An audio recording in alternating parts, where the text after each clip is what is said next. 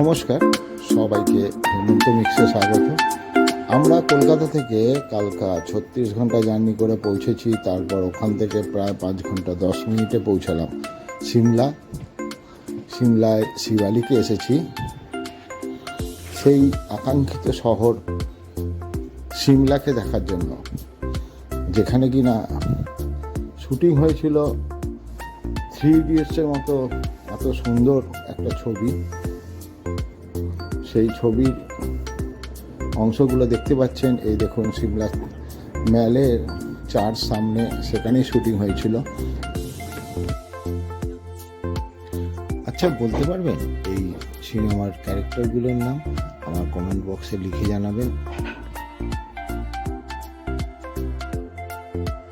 সিমলায় পৌঁছবার পর এইসব পটচিত্রগুলো চোখের সামনে ভেসে উঠল এবং সেইগুলো নিয়েই আজকে আপনাদের দেখাবো সিমলা ট্যুরটা।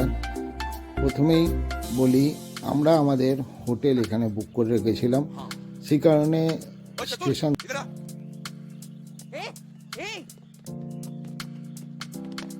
হোটেলের গাড়ি স্টেশন থেকে পৌঁছলো হোটেলের উদ্দেশ্যে।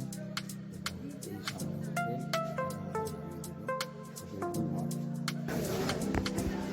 এটা আমাদের হোটেল গুলমার্গ।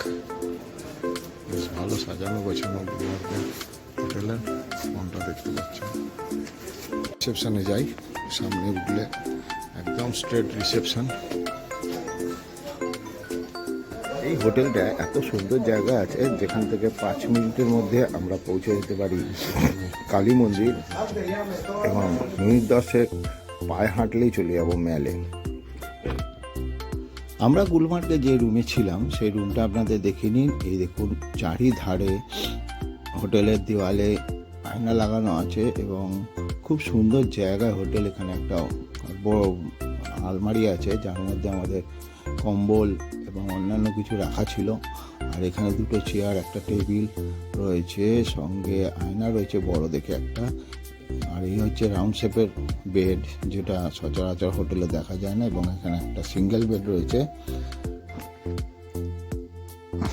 দূর থেকে দেখাই রুমটা, তাহলে পরিষ্কার হবে। এই হচ্ছে বাথরুম আমাদের। এখানে একটা বেসিন রয়েছে, পট, এখানে গরম ঠান্ডা জলের সান। খুব ভালো সার্ভিস এদের। আমি যা দেখেছি, এখানে একটা এক্সস্ট ফ্যান আছে।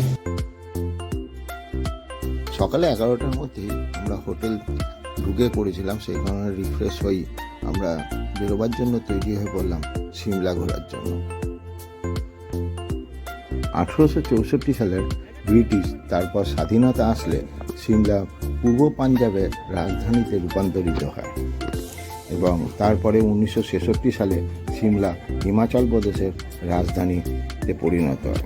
ঝকঝকে তকতকে এই শহরটি আমাকে যেন মনোমুগ্ধ করে দিল। এরপর আমরা পৌঁছলাম কালীবাড়িতে। সেই সময় কালীবাড়িতে চলছিল 200 বছরের সেলিব্রেশন, অর্থাৎ দুর্গাপুজোর অনুষ্ঠান। সেই অনুষ্ঠানে আমরাও একটা পার্ট হয়ে দাঁড়ালাম। দুর্গা ঠাকুরকে প্রণাম করে আমরা মন্দিরের ভেতরের দিকে ঢোকার ব্যবস্থা করলাম। মন্দিরের সামনেই জুতো রেখে দিতে হয়, সেখানে জুতো খুলে আমরা গুটি গুটি পায়ে চললাম মন্দিরের ভিতরে।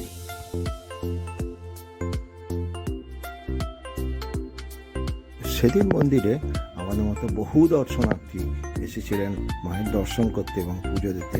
আমরাও সেই লাইনে দাঁড়িয়ে পুজো দিলাম এবং মায়ের দর্শন করলাম। যদিও ভেতরে ক্যামেরা অ্যালাউ ছিল না, এই কারণে ভেতরে কোনো ছবি নেওয়া যায়নি।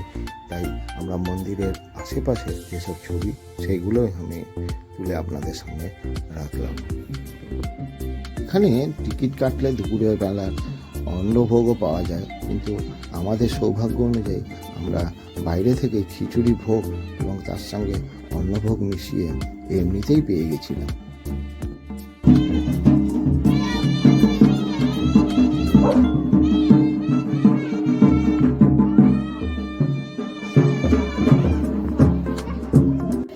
মন্দিরের প্রাঙ্গণে এই কুকুরটাকে দেখলাম, যে কিনা না কাউর ভোগে মুখ দিচ্ছে বা কাউকে তাড়া করছে। ওর কাজ ছিল ওখানকার বাঁদরদের তাড়া করা। মন্দির থেকে বেরিয়ে আমরা মেলার রাস্তা ধরে চললাম চার্চ দেখতে।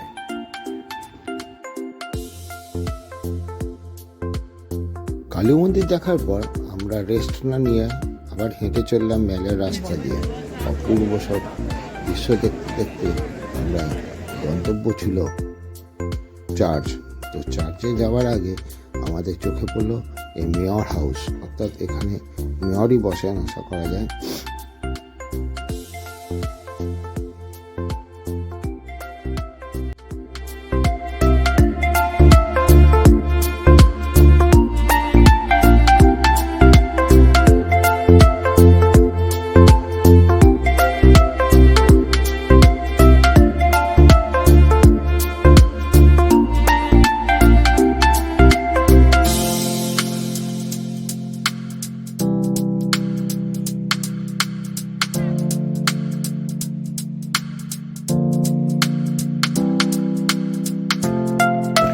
মেলের রাস্তায় হাঁটতে হাঁটতে আমাদের চোখে পড়ে গেল সেই চার্চের, সেই যে চার্চের জন্য আমরা উদ্দেশ্যে এগোচ্ছি। ওই দেখুন কোণে চার্চ, এই হলো চার্চের বাইরের রূপ।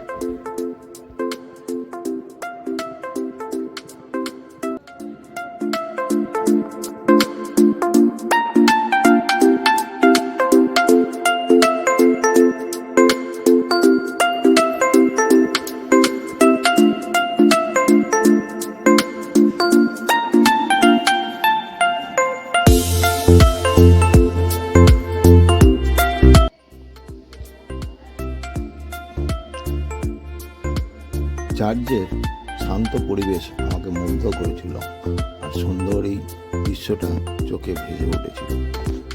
চার্চ থেকে বেরিয়েই বাইরেই বেশ কিছু লোক গাড়ি নিয়ে অপেক্ষা করছিল জাকো পাহাড়ে যাওয়ার জন্য, অর্থাৎ হনুমানজির মন্দির দেখার জন্য। কিন্তু বলে রাখি, হনুমানজির মন্দির দেখতে গেলে ওইখান থেকে প্রায় 1 থেকে 1.5 কিলোমিটার পায়ে হাঁটতে হবে, তারপর এসে এই গাড়িতে চাপতে হবে।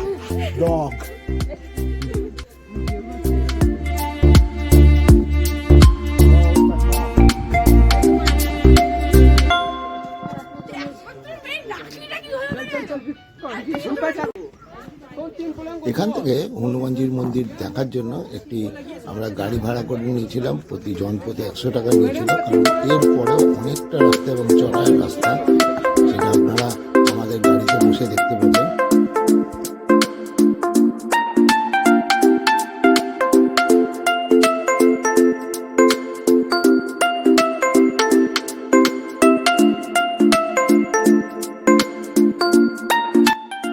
এখান থেকে গাড়ি ছাড়া রোপওয়ে আছে, যেটা দিয়ে আমরা যেতে পারবো, কিন্তু ওর খরচাটা অনেকটাই বেশি, প্রায় 400 টাকা করে পার হেড আপ ডাউনে নিচ্ছে। সেই কারণে আমরা রোপওয়েতে না গিয়ে গাড়িটাই বেছে নিলাম। এবং গাড়িটায় দেখতে পাচ্ছেন কত খাড়াই রাস্তা, যে রাস্তা দিয়ে সত্যি হয়তো আমাদের পায়ে হেঁটে যাওয়া বেশ কষ্টসাধ্য হয়ে যেত এবং অনেকটা দূরও বটে।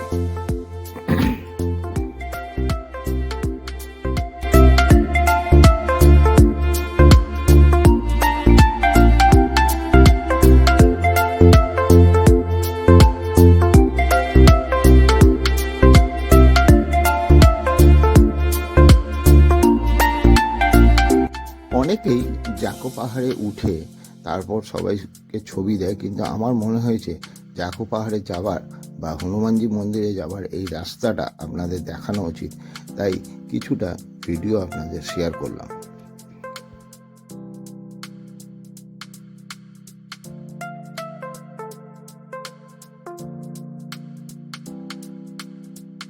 প্রায় 8054 ফুট ওপরে, অর্থাৎ বেশ খানিকটা চড়াই। এই রাস্তা দিয়ে গিয়ে তারপর আমাদের ওই হনুমানজির মন্দিরে পৌঁছতে হবে। তো 8000 ফুট ওঠাটা নটে যোগ, তাই গাড়িটাই সব থেকে শ্রেয়।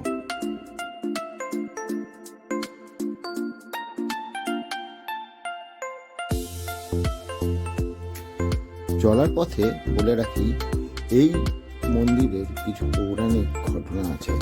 যেমন যখন হনুমানজি মৃত সঞ্জীবনীর খোঁজ করতে বেরিয়েছিলেন, তখন নাকি এই মন্দিরে এসেই উনি বিশ্রাম নিয়েছিলেন। মন্দিরে ঢোকার মুখেই এখানে পুজো দেওয়ার জন্য বেশ কিছু সামগ্রী পাওয়া যায়। যারা পুজো দিতে ইচ্ছুক হন তারা এখান থেকে সামগ্রী কিনে হনুমানজির পুজো দিয়ে থাকেন।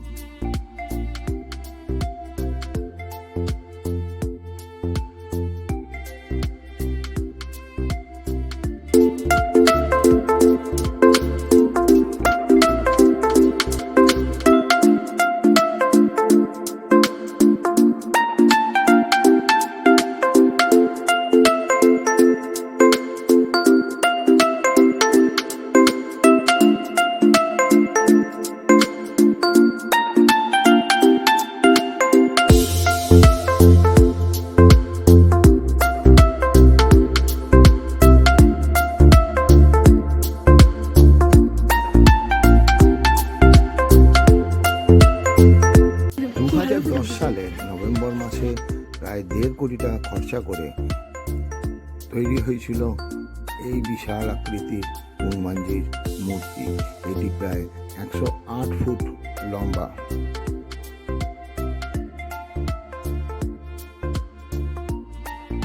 ওখান থেকে আমরা বেরিয়ে চলে এসেছিলাম লাইট অ্যান্ড সাউন্ড দেখতে, কিন্তু সময়ের পরিপ্রেক্ষিতে আমাদের সেই সময় হয়নি যে ওটা দেখে আসি, কারণ এটা প্রায় 7:30 থেকে চালু হয়। তো আমার সাইনবোর্ডটা পুরোটাই ক্লিপে দেওয়া আছে, যারা মনে করবেন দেখতে যাবেন তো সাউন্ড ওই ক্লিপ পোস্টারটা দেখে নিয়ে তারপর বেরোবেন।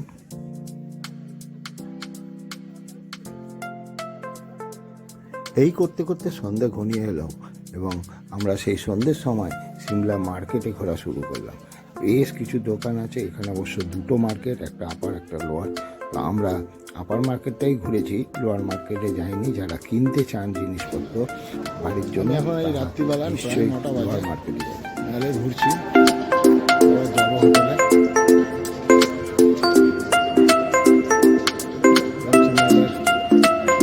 রাস্তা